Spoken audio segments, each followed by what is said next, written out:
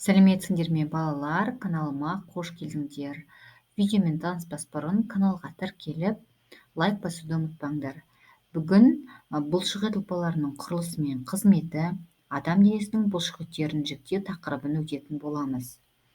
Бұлшықет әртүрлі қозғалысқа жауап беретін тірек қимыл жүйесінің бөлімі.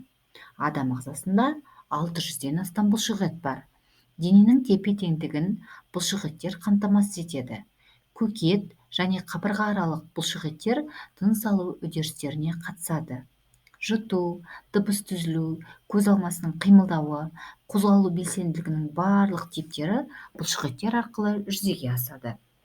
Қаңқамен бірге бұлшықеттер ағзаға пішін береді. Дененің кеңістіктегі тік қалпын қамтамасыз етеді. Бұлшықет ұлпасының сипаттамасы. Бұлшықеттер бұлшықет жасушаларынан миоциттерден түзіледі.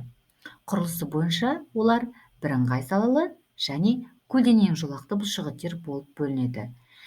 Бірыңғай салалы бұлшықеттер қуыс ішкі мүшелердің қабырғасын түзеді.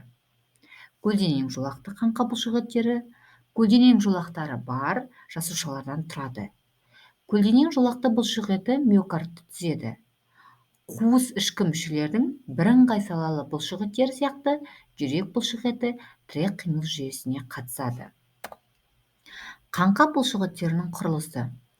Тірек қимыл жүйесінің бұлшықеттері қаңқаны қозғалысқа келтіреді. Олар саналы түрде реттеледі. Көбінесе қаңқа бұлшықеттерінің екі жағы буын арқылы байланысқан көші сүйектерге бекиді.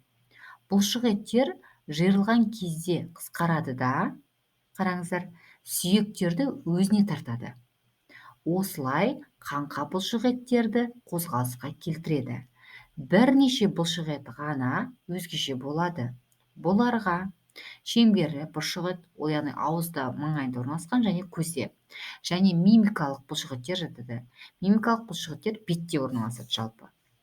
Мимикалық бұлшықеттің бір ұшы бас сүйекке, екінші ұшы теріге бекиді.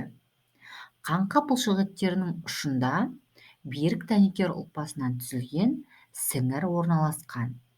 Сіңір арқылы бұлшықеттер сүйектерге бекиді. Сіңір енжар жиырылуға қатыспайды.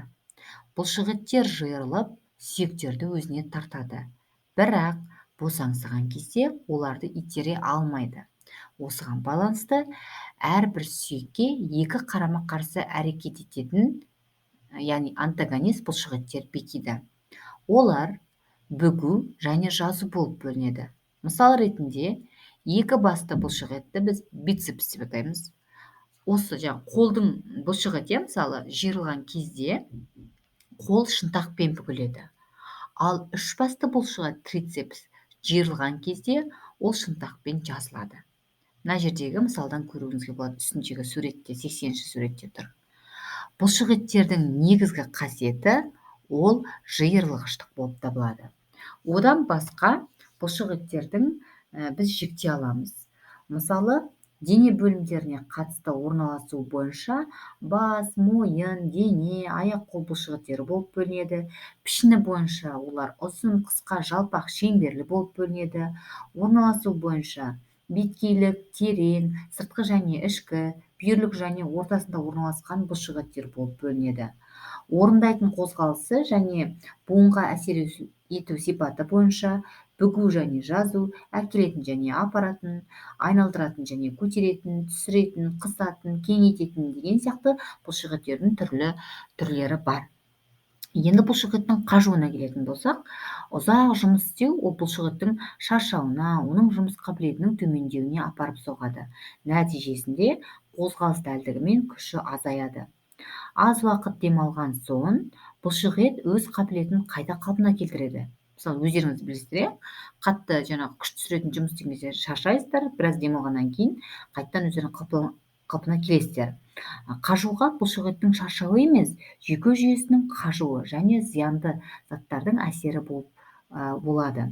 Шаршаудың алдын алу үшін жұмыс істеген кезде үзіліс жасап отыру керек. Демалған кезде қан бұлшықеттерді оттекпен және қоректік заттармен қамтамасыз етеді. Ағза жасушаларынан зиянды заттарды шығарады. Адамның жұмысқа қабілеттілігі оның көңіл күйіне де байланысты. Жұмысқа құлшына кіріскен кезде оңай бітіруге де болады және адам тез шаршамайды. Бүгінгі сабақ бойынша, бұлшықеттер бойынша сұрақтарыңыз болса, комментарийға жаза кетіңіздер. Сабақтан алған әсерлеріңізді жаза кетулеріңізді сұраймын. Енді біз келесі сабақта гиподинамия, сымбаттың бұзылуы және жалпақтанбандылықтың пайда болу себептері, олардың алдын алу шаралары тақырыбын түсіндіретін боламын. Менің каналымнан алыстамаңыздар. Қандай тақырыптарға видео көргілеріңіз келеді, онда комментарийға жаза кетіңіздер. Тыңдағандарыңызға рахмет. Сау болыңыздар.